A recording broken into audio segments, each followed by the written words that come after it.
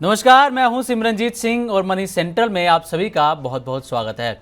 आपके लिए एक बार फिर से हाजिर हैं अपने इस खास शो के साथ। ये एक ऐसा शो है जहां पर गवर्नमेंट पॉलिसी से लेकर इकोनॉमी, शेयर बाजार और पर्सनल फाइनेंस यानी कि आपसे आपकी जेब से जुड़ी मसलों पर बात की जाती है। इन तमाम मुद्दों को आसान भाषा में डिटेल में समझाने की हमारी कोशिश रहती है। आज भी हमारी कोशिश रहेगी कुछ ऐसी बड़ी और अहम खबरों को आपके सामने रखने की और उन्हें डिकोड करने की जो आप पर सीधा असर डाल सकती हैं। तो चलिए शो की शुरुआत करते हैं और इन मुद्दों पर डिटेल में बात करने के लिए मेरे साथ मौजूद हैं हमारे सहयोगी और वरिष्ठ आर्थिक पत्रकार प्रवीण शर्मा सर। सर, आपका मनी सेंट्रल में बहुत बहुत स्वागत है। Thank you Simranjeet. चलिए तो मनी सेंट्रल की आज की शुरुआत करते हैं और आज की शुरुआत होगी वोडाफोन आइडिया से। दरअसल सुप्रीम कोर्ट ने आज वोडाफोन आइडिया को एक बड़ी राहत दी है, जिसके बारे में आगे डिटेल में हम चर्चा करने वाले हैं। इसी के साथ बात होगी देश में नई इन्वेस्टर जनरेशन की, जो कि अगले एक साल में शेयर बाजार का नक्शा बदलने की भी ताकत रखती है। और आखिर में बात करेंगे भारत की इकोनॉमिक ग्रोथ की। दरअसल पिछले कुछ सालों से भारत की इकोनॉमिक ग्रोथ का सबसे बड़ा जो सहारा है वो सरकार का कैपिटल स्पेंडिंग यानी कि कैपेक्स रहा है, और ये कैसे अब सरकार की बड़ी टेंशन खत्म कर सकता है, तो ये सब जानेंगे। और चलिए शो की शुरुआत करते हैं। और पहली खबर जिस पर हम चर्चा करने वाले हैं वोडाफोन आइडिया, जैसे कि हमने जिक्र किया, तो दरअसल मुश्किलों में फंसी टेलीकॉम कंपनी वोडाफोन आइडिया इसके लिए राहत की एक उम्मीद जगती हुई नजर आई है। सुप्रीम कोर्ट ने आज इसकी सुनवाई थी एजीआर के रिकैलकुलेशन को लेकर, और उसमें सुप्रीम कोर्ट ने कहा है कि अगर केंद्र सरकार चाहे तो वो कंपनी के एजीआर बकाया मामले पर फिर से विचार कर सकती है। कोर्ट ने कहा है कि ऐसी कोई वजह नज़र नहीं आ रही जो सरकार को इस मामले को दोबारा देखने या फिर इस पर विचार करने से रोके। अब बयान इसलिए अहम है क्योंकि एजीआर सरकार खुद कंपनी में करीब 49% की यहाँ पर हिस्सेदार बन चुकी है, और वोडाफोन आइडिया के 20 करोड़ से ज़्यादा यूज़र्स हैं। इसलिए सरकार ने संकेत दिया है कि वो इस मामले को पॉलिसी स्तर पर दोबारा देखने को तैयार है, ताकि कोई प्रैक्टिकल सॉल्यूशन निकाला जा सके और सेक्टर को स्थिरता दी जा सके। इस उम्मीद में वोडाफोन आइडिया के शेयर में आज ज़बरदस्त तेज़ी देखी गई और स्टॉक 52 वीक हाई पर पहुंचकर 10 रुपये 57 पैसे का लेवल भी टच किया, और शेयरों की जो क्लोजिंग है वो करीब 4.25% की तेज़ी के साथ 10 रुपये 2 पैसे पर होती हुई नजर आई। तो सर, वोडाफोन आइडिया पर जिस तरीके से सुप्रीम कोर्ट ने सरकार को कहा है कि सरकार दोबारा से इस मामले पर विचार कर सकती है, तो आपको क्या लगता है कि ये सरकार की जो पॉलिसी बदलने का रास्ता खोल सकती है? अगर फ्यूचर में किसी और कंपनी के साथ ऐसा होता है तो सरकार के लिए ऑप्शन खुल जाएगा एक? नहीं, देखिए सिमरनजीत, सबसे बड़ी बात यह है कि जो पूरा का पूरा सरकार का एक डिसीजन मेकिंग का जो मसला था वो कोर्ट के दरअसल फैसले पर टिका हुआ था और उसी वजह से रुका भी हुआ था जी। कई बार सुनवाई हुई इस मसले पर। पिछले एक महीने में अगर हम देखें, बार बार सुनवाई आगे बढ़ाई गई। केंद्र सरकार ने कहा कि वो एक सॉल्यूशन तैयार कर रहे हैं इस मसले पर वोडाफोन आइडिया को लेके। और ये पूरा मामला आया कहाँ से? पूरा मामला आया दरअसल एक जो एडिशनल डिमांड सरकार की तरफ से, डीओटी की तरफ से जारी की गई वोडाफोन आइडिया को एजीआर के को लेके तकरीबन 5,500 करोड़ रुपए की वो डिमांड थी। उसके बाद कंपनी ने ये सुप्रीम कोर्ट में याचिका दाखिल की और पूरा मामला आया। आज कोर्ट ने दरअसल सरकार को एक तरह से खुली छूट दे दी है, सरकार को अपनी तरफ से परमिशन दे दी है कि आप चाहें तो इस मसले पर एक फैसला ले सकते हैं, एक इसका नतीजा निकाल सकते हैं, राहत दे सकते हैं। हुआ क्या है कि 2019 में जो सुप्रीम कोर्ट का फैसला था उसने एजीआर को के बकाये के कैलकुलेशन को लेके सारी जो टेलीकॉम कंपनियों की जो रिट थी, पिटीशंस थी, उन सबको एक तरह से खारिज कर दिया था। उसमें कह दिया था कि जो तरीका है ट्राई का, डीओटी का, वो जायज़ तरीका है। इसके बाद एक तरह से सरकार के हाथ बंद गए थे कि अब वो किसी कंपनी को कैसे राहत दें। अब कोर्ट ने गेंद डाल दी है सरकार के पाले में। सरकार ने ये कहा है कि वो एक सॉल्यूशन प्लान लाने को राजी है, लेकिन उसको कोर्ट को अप्रूव करना होगा। यानी कोर्ट अगर अप्रूवल देगा तो सरकार उस प्लान को इम्प्लीमेंट करेगी, मानेगी। ओवरऑल मामला ये है कि अब एक बड़ी राहत वोडाफोन आइडिया को मिलती दिखाई दे रही। सरकार, ऐसा लग रहा है कि चूंकि 49% स्टेक है, 20 करोड़ यूजर्स का इंटरेस्ट जुड़ा हुआ है, माना अब ये जा रहा है कि सरकार अब इस मामले में एजीआर बकाये को लेके कोई बड़ा फैसला करेगी और वो फैसला संभवतः ऐसा होगा जो कि कंपनी को सर्वाइवल के लिए एक बेहद महत्वपूर्ण पड़ाव साबित होगा। तो सर अगर सरकार कोई ऐसा प्लान लाती है, सरकार मदद करने के लिए आगे आती है वोडाफोन आइडिया की, तो आपको लगता है कि इससे टेलीकॉम सेक्टर में एक स्थिरता आएगी और खासकर जो दो कंपनियों का अभी दबदबा देखा जा रहा है जियो और एयरटेल का, क्या उसमें कुछ बदलाव देखने को मिलेगा, खासकर अगर हम कंज्यूमर्स के नज़रिए से यहाँ पर देखें तो? नहीं, बिल्कुल। देखिए, सरकार नहीं चाहती कि इस सेक्टर में डुओपोली रहे, यानी केवल एयरटेल और जियो का दबदबा चले। सरकार चाहती कम से कम 3 कंपनियां रहे, जिससे यूजर्स को एक प्रेफरेंस मिले इस लिहाज में कि वो ये चुन पाए कि 2 या 3 कंपनियों में से किस कंपनी का चुनाव किया जा सकता है। तो एक तो बात ये हुई कि सरकार इस सेक्टर में डुओपोली नहीं चाहती, ये पॉजिटिव चीज़ हो जाएगी कंपनी के लिए। दूसरी बड़ी बात ये है कि इस मामले में जो डिसीजन होगा, दरअसल सरकार के लिए पचड़ा कहाँ पे है? सरकार के लिए पचड़ा इस बात का है कि जो भी डिसीजन होगा, कहीं वो बाकी कंपनियों के लिए रास्ते न खोल दे। दूसरी टेलीकॉम कंपनियों के लिए भी एक पॉलिसी डिसीजन अगर इस तरह का आता है, क्योंकि इस मामले में सरकार शेयर होल्डर है, सबसे बड़ी शेयर होल्डर है, ऐसे में सरकार का फैसला, कंपनी को बचाने का फैसला उचित हो सकता है, क्योंकि सरकार का खुद का पैसा फंसा हुआ है और 20 करोड़ के आसपास यूजर्स फंसे हैं। लेकिन ये फैसला एक नजीर भी बन सकता है, जिसमें दूसरी कंपनियां भी कल को सरकार के दरवाजे पे आके खड़ी हो सकती हैं, कोर्ट के दरवाजे पे आके खड़ी हो सकती हैं कि साहब आपने वोडाफोन आइडिया को जिस तरह की राहत दी, वो राहत हमको भी दी जाए। पर्टिकुलरली अगर बात करूं तो मैं एयरटेल भी इस मामले में सरकार के पास आ सकती है कि आपने अगर एजीआर बकाया इनका माफ किया है तो ब्याज और पेनल्टी और बाकी चीजें तो हमने भी चुकाई है, उनको भी वेव ऑफ करना पड़ेगा। इस क्रम में होगा ये कि सरकार को कहो पैसा वापस देना पड़े, रिफंड करना पड़े, तो सरकार इन तमाम विकल्पों पर विचार करेगी। विकल्पों में एक विकल्प ये भी है कि सरकार एजीआर बकाये का जो भुगतान करना है उसकी डेडलाइन को एक्सटेंड कर दे। जी, अभी ये डेडलाइन मार्च 2031 की है, तब तक वोडाफोन आइडिया को अपना 6000 करोड़ रुपए से ज़्यादा की जो है किस्तों के तौर पे पैसा देना, एक वो हो सकता है। 6 EMI के अंदर उसको पैसा चुकाना है। तो एक ऑप्शन ये है। एक ऑप्शन ये है कि जो एजीआर पे ब्याज और पेनल्टी लगी है और पेनल्टी पे इंटरेस्ट लगा है, उसमें जो आपका इंटरेस्ट है उसको 50% सरकार माफ़ कर सकती है, पेनल्टी पूरी की पूरी माफ़ कर सकती है, और जो इंटरेस्ट लगा हुआ है पेनल्टी पे उसको भी पूरा माफ़ किया जा सकता है।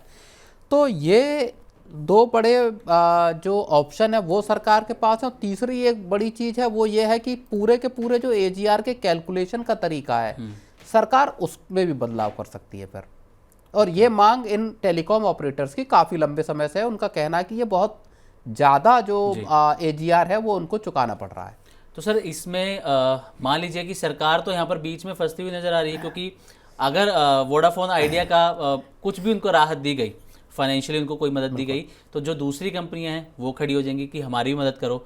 तो इसके लिए सरकार फिर किस तरीके से प्लान तैयार करेगी, क्योंकि इसमें तो खुद ही सरकार फंसती हुई। देखिए, आज जब सुनवाई हुई और उस सुनवाई में जो एजी तुषार मेहता हैं, उन्होंने आज भी जब ये कहा कि सरकार सॉल्यूशन लाना चाहती है, सरकार के पास एक सॉल्यूशन सरकार बनाना चाहती है, लेकिन वो सॉल्यूशन होगा क्या, ये सुप्रीम कोर्ट में आज भी नहीं बताया गया। इसीलिए सुप्रीम कोर्ट ने सरकार को बोला कि आप एक जो पूरा का पूरा प्लान है वोडाफोन आइडिया को लेके, उस पर आप विचार कीजिए, इनको जो राहत देनी है उसको आप राहत दे सकते हैं। सरकार ने फिर यह कहा कि साहब हम कोई भी राहत देंगे वो कोर्ट के अप्रूवल के बाद होगी। यानी सरकार भी अपने गले में हड्डी नहीं डालना चाहती, सरकार चाहती कि जो भी प्लान दिया जाए उसे कोर्ट अप्रूव कर दे, ताकि कल को कोई लिटिगेशन का रास्ता खुला ना रहे। अब बाकियों से कैसे बचाया जाए, ये एक मुश्किल चीज़ है, जहां इस तरह का बैलेंस बनाया जाए कि वोडाफोन आइडिया को तो राहत मिल जाए, लेकिन दूसरी कंपनियां उसी तरह की राहत को क्लेम ना करें। ठीक है। अच्छा सर, वोडाफोन आइडिया की हम बात कर रहे हैं, तो अगर जियो और एयरटेल को देखें तो ये तो 5G में बहुत आगे निकल चुकी हैं दोनों कंपनियां। वहीं अगर हम वोडाफोन आइडिया को देखते हैं तो अभी तक ढंग से 4G भी देश भर में नहीं है। 4G है तो 5G की अभी धीरे धीरे शुरुआत कर रही है। तो अगर सरकार राहत देती है तो आपको क्या लगता है कि कितनी तेज़ी से इनका जो 5G रोल आउट जो इनका प्रोग्राम है वो कंपनी आगे बढ़ा पाएगी? देखिए, सीधे तौर पर ये बात समझ लीजिए कि सरकार ने जैसे ही वोडाफोन आइडिया को राहत दी, एजीआर बकाये को माफ़ किया या उसमें छूट दी या डेडलाइन एक्सटेंड की, सबसे पहला फ़ायदा कंपनी को ये होगा कि कंपनी 25,000 करोड़ रुपए का एक कर्ज जुटाना चाहती है ताकि वो अपने ऑपरेशंस को चला सके। उसके लिए बैंक अभी पूरी नज़र इस बात पे बनाए हुए हैं कि सरकार एजीआर के मसले पर रुख क्या अख्तियार करती है। अगर सरकार ने राहत दी तो आप समझिए कि बैंक सबसे पहले तैयार होंगे कि ठीक है, आपको जो 25,000 करोड़ रुपए चाहिए।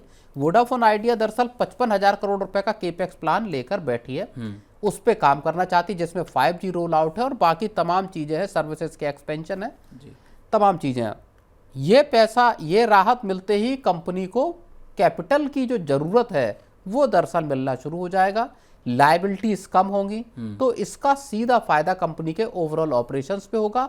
और एक जो बड़ा सिरदर्द कंपनी के सामने इस बात का है कि हर तिमाही या हर महीने जो यूजर छोड़ के जा रहे हैं वहां कंपनी लगाम लगा पाएगी।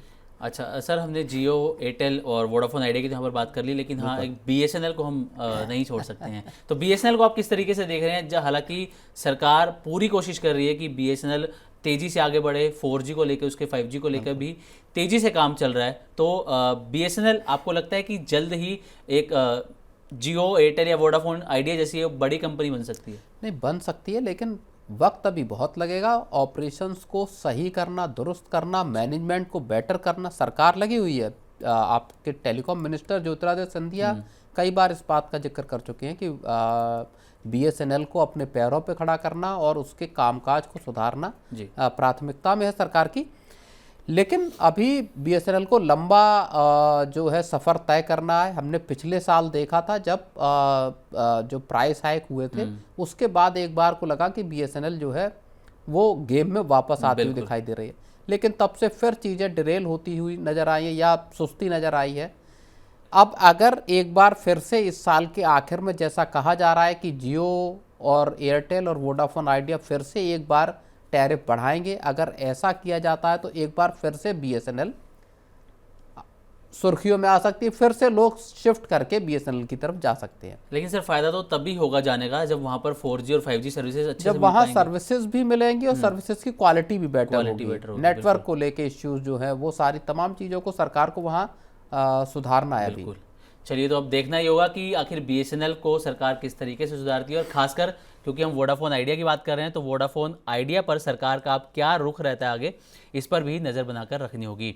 अब बढ़ते हैं अपनी अगली खबर की तरफ। दरअसल भारत में रिटेल इन्वेस्टमेंट का चेहरा बदलने वाला है। दरअसल सेबी और दूसरी बड़ी ऑर्गेनाइजेशंस की इन्वेस्टर सर्वे 2025 के मुताबिक करीब 4 करोड़ लोग ऐसे हैं जो अगले 1 साल में शेयर बाजार में निवेश शुरू करना चाहते हैं, और इन्हें कहा गया है इंटेंडर्स। मतलब ये वो लोग हैं जो निवेश के बारे में जानते हैं, दिलचस्पी रखते हैं, लेकिन अभी तक उन्होंने शुरुआत नहीं की है। ये सर्वे कंटार ने SEBI, AMFI, NSC, BSc, NSDL और सीडीएसएल के साथ मिलकर किया था, और देश के 400 शहरों और 1000 गाँव के 90,000 घरों से इसमें बात की गई। सर्वे में सिर्फ 9.5% घरों ने अब तक शेयर बाजार या फिर म्यूचुअल फंड्स में निवेश किया है।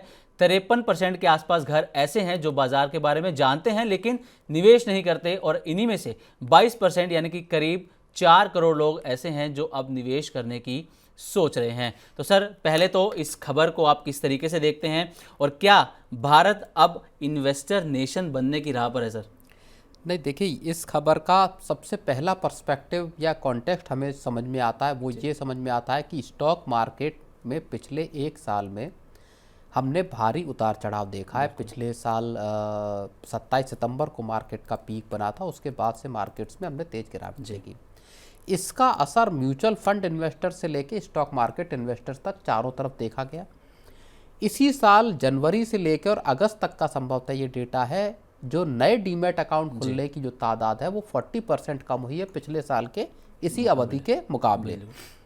ये चीज़ ये बताती है कि आपके मार्केट में जो उतार चढ़ाव रहा उसने बाजार में आने वाले लोगों की तादाद पे ब्रेक लगा दिया, रोक दिया लोगों को।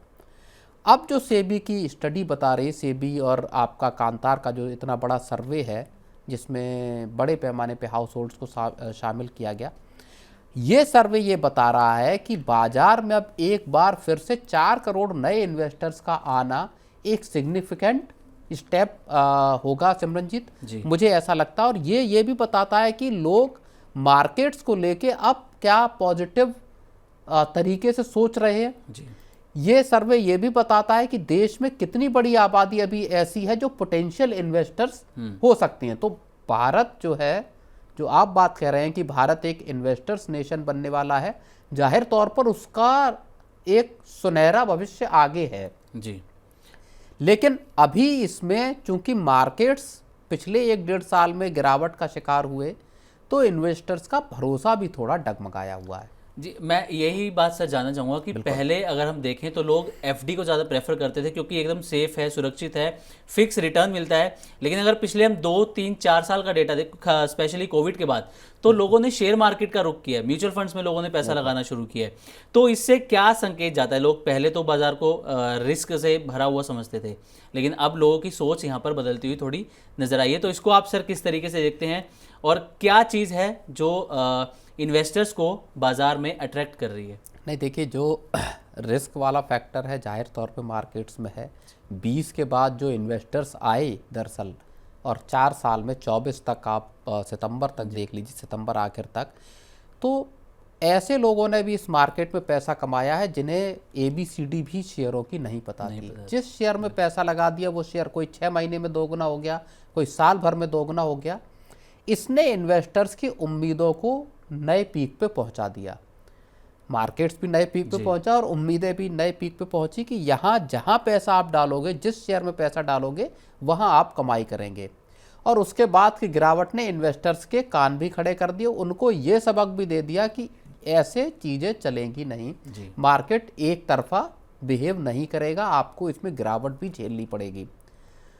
यहाँ से मार्केट्स का या इन्वेस्टर्स का अगर आप बिहेवियर देखेंगे तो उसमें मैच्योरिटी का आना बेहद जरूरी है।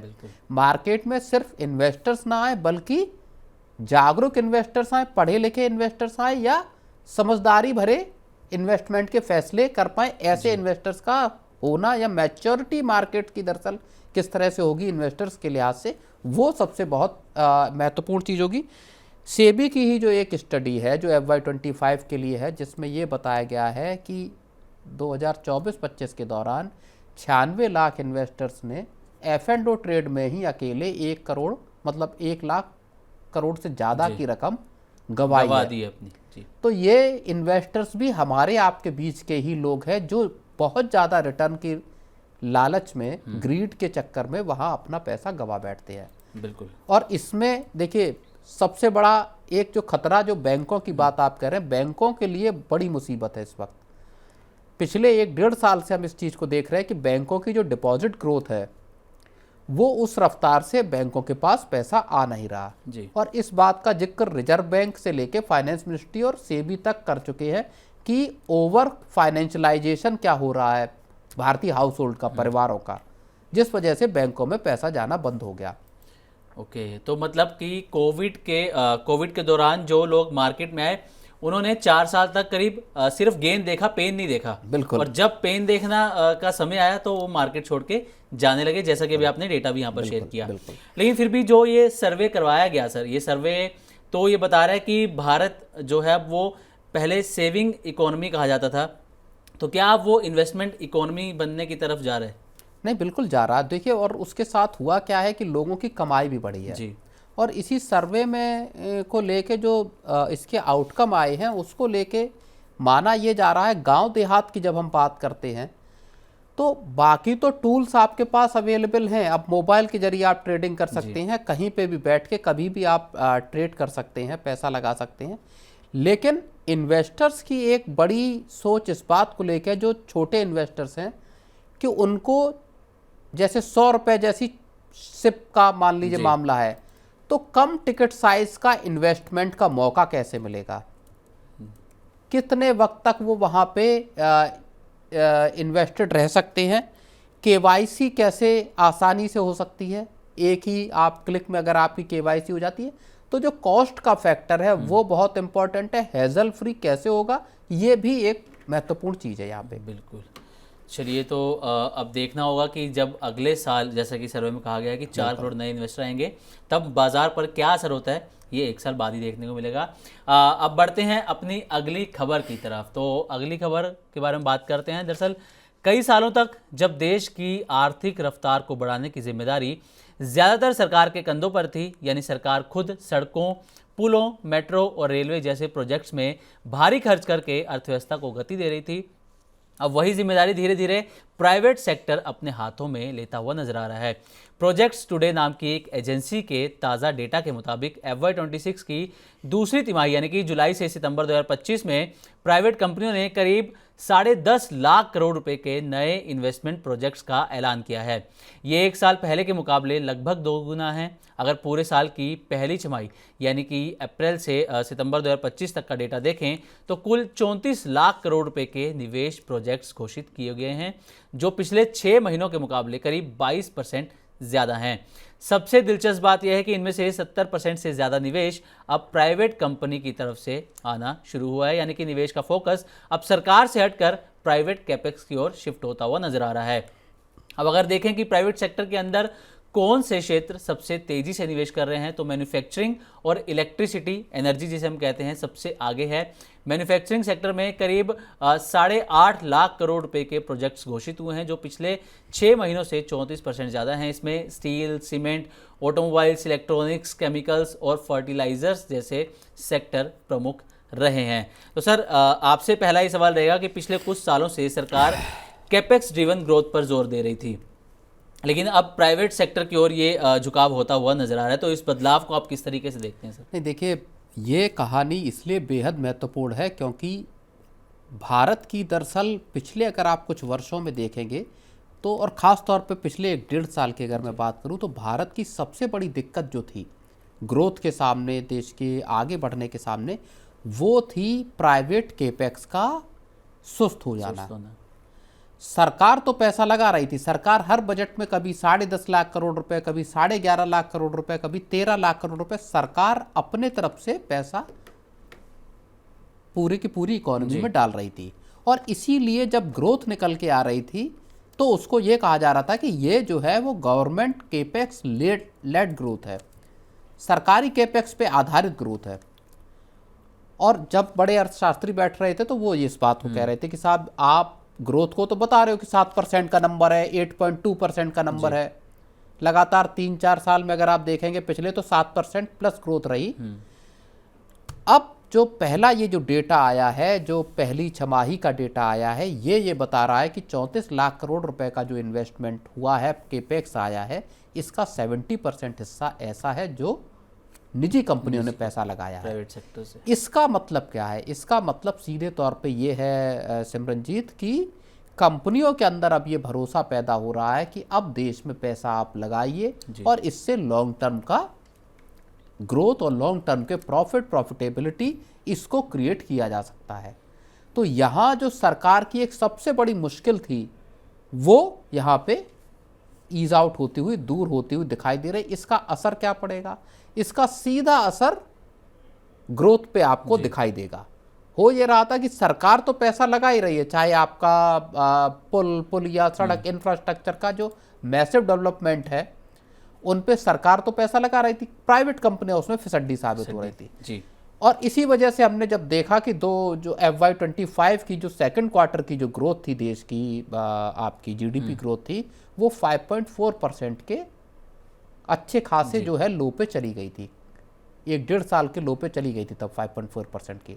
और उसके पीछे वजह क्या थी? उसके पीछे सबसे बड़ी वजह थी 2.2% का मैन्युफैक्चरिंग सेक्टर की ग्रोथ का रह जाना। और यहीं से कहानी इस बात पे आती है कि देश की अब जो ग्रोथ निकल के आएगी या अब जो प्राइवेट कैपेक्स आ रहा है उसमें एक बड़ा हिस्सा मैन्युफैक्चरिंग सेक्टर के कैपेक्स का है। ओके, तो ये जो डेटा आ रहा है सर कि प्राइवेट सेक्टर जो है वो कितना पैसा अब लगा रहा है देश की इकोनॉमी में, तो इससे कहा जा सकता है कि जो देश का जो ग्रोथ इंजन है वो सरकार से हटकर अब प्राइवेट सेक्टर के हाथों में आता हुआ नजर आ रहा है। नहीं, देखिए, सरकार के हाथ में तो है, क्योंकि सरकार अपने पैसे की लगाने की रफ्तार को कम नहीं कर रही है। उसके साथ सरकार ने जो सपोर्ट दिए हैं, सरकार का जैसे और अभी भी एक रिपोर्ट को मैं देख रहा था, उसमें भी इस बात को, फिक्की की एक रिपोर्ट है, उसमें भी इस बात को कहा गया है कि जो कंपनियां हैं अब उनमें एक उत्साह आपको नज़र आ रहा है।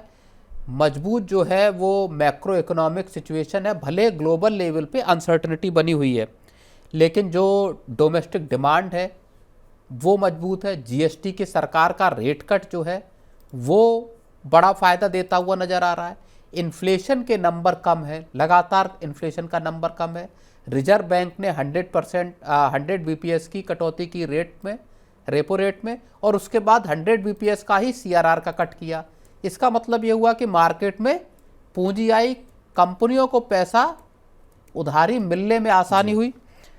तो ये जो कुछ चीज़ें हैं, इनसे पूरा का पूरा एटमॉस्फेयर अब जो है वो प्राइवेट कैपेक्स के लिए बढ़ता हुआ दिखाई यहाँ पे दे रहा है। और सबसे इसमें जो बड़ा रोल है अभी भी जो केपेक्स का आ रहा है वो मैन्युफैक्चरिंग सेक्टर का है।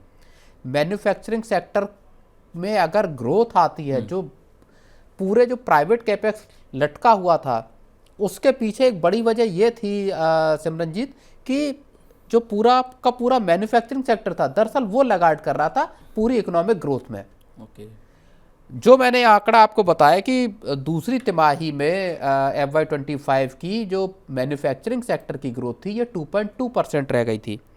इस 2.2% की ग्रोथ को आप इससे ठीक पिछले साल के यानी FY24 के दूसरी तिमाही में देखेंगे तो वो 14.3% थी।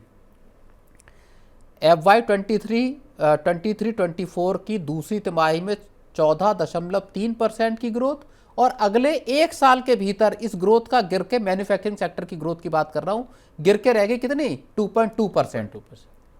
इसके बीच में आपकी फिर 4.8% की ग्रोथ आई आपके चौथी तिमाही की। लेकिन आप गैप एक समझ सकते हैं कि 14% से घट के 2.2% का मैन्युफैक्चरिंग की ग्रोथ का रह जाना, उसने सरकार के और उसने पूरे के पूरे पॉलिसी फ्रेमवर्क के कान खड़े कर दिए। और ये कहानी यहाँ से अब बदलती हुई दिखाई दे रही है। चाहे आप ऑटो सेक्टर को देख लीजिए, चाहे मैन्युफैक्चरिंग सेक्टर। क्या है मैन्युफैक्चरिंग सेक्टर? बेहद लेबर इंटेंसिव सेक्टर है। चाहे ऑटो कंपोनेंट देख लीजिए या चाहे बाकी मशीनरी उसको देख लीजिए। यहाँ जब ग्रोथ निकल के आएगी तो वो नौकरियां भी पैदा करेगी और सरकार की एक और मुश्किल को कम करेगी। और जब मैन्युफैक्चरिंग सेक्टर की ग्रोथ बड़ी होगी तो देखिए पहली तिमाही में जब अगर हम उसके ग्रोथ के नंबर्स देखते हैं 7.8%, तो उसमें भी मैन्युफैक्चरिंग सेक्टर की ग्रोथ कितनी रही, 7.1% रही। तो मैन्युफैक्चरिंग की ग्रोथ और जीडीपी की ग्रोथ दरअसल एक साथ बढ़ते हैं। यहां से जीडीपी, अच्छा, दूसरा जो अनुमान आ रहा है कि अब जो दूसरी तिमाही की ग्रोथ आएगी वो अच्छी ग्रोथ रहने की बात कही जा रही है। और अगर मैन्युफैक्चरिंग सेक्टर की ग्रोथ अच्छी आती है तो ओवरऑल जो ग्रोथ का स्ट्रक्चर है उसको ये अपवर्ड ले जाने में मददगार साबित होगी। ओके, तो सर क्या आप सरकार को अपने कैपिटल स्पेंडिंग को कम करके प्राइवेट सेक्टर को एक स्पेस देना चाहिए? फिर नहीं, प्राइवेट सेक्टर को स्पेस देने में सरकार कहीं अड़ंगा नहीं लगा रही कि आप पैसा न लगाइए। दरअसल कंपनियां एक बहुत सतर्क रुख अख्तियार किए हुए थी। उनको आउटलुक कारोबार का बहुत अच्छा नज़र नहीं आ रहा था, प्रॉफिट्स अच्छे नज़र नहीं आ रहे थे। दूसरी तिमाही के अगर आप क्वार्टरली रिजल्ट्स को भी देखेंगे तो वो भी दुरुस्त होते हुए नज़र आ रहे हैं। और माना यह जा रहा है कि अब यहाँ से जो अर्निंग्स के जो नंबर खराब आने का दौर था वो यहाँ पे अब खत्म हो जाता। अब इसके बाद अपवर्ड डायरेक्शन में अर्निंग्स के ग्रोथ के जाने का मामला है। कंपनियों की जब अर्निंग बढ़ेगी तो जाहिर तौर पे वो और पैसा लगाएंगे, जिससे कि लॉन्ग टर्म की एसेट्स क्रिएट हो और नौकरियां और बाकी पूंजी कैपिटल जो है फॉर्मेशन का रास्ता बने। मैं यही आपसे पूछने वाला था कि क्या इससे जॉब क्रिएशन में भी एक उछाल देखने को मिलेगा सर? बिल्कुल, और खास तौर पे बात फिर मैं मैन्युफैक्चरिंग पे लेके आ रहा हूँ। सबसे बड़ा जो लेगार्ड था वो मैन्युफैक्चरिंग सेक्टर था। मैन्युफैक्चरिंग सेक्टर की अगर ग्रोथ बढ़ती है, वहां अगर कंपनियां इन्वेस्टमेंट कर रही हैं तो इससे लार्ज अमाउंट में नई नौकरियां पैदा होंगी। और ये जो एआई का जो खतरा आया है उससे भी शायद एक बड़ी राहत दे सकती है। ओके, बिल्कुल। चलिए, तो सर आपने अच्छे से डिटेल में समझाया कि किस तरीके से सरकार जो है वो प्राइवेट सेक्टर को भी स्पेस दे रही है और कैसे प्राइवेट सेक्टर खुद आगे आ रहा है, खुद अब जिस तरीके से नए नए प्रोजेक्ट सामने आए हैं। तो चलिए सर, शो को यहीं पर वाइंड अप करने का समय आ गया। आपका बहुत बहुत शुक्रिया सर, अपना कीमती समय में निकाल कर तमाम मुद्दों पर विस्तार से चर्चा करने के लिए। आज के मनी सेंटर में बस इतना ही। देश, दुनिया और बिजनेस जगत से जुड़ी ताज़ा तरीन खबरों के लिए बने रहिए हमारे साथ और देखते रहिए मनी 9।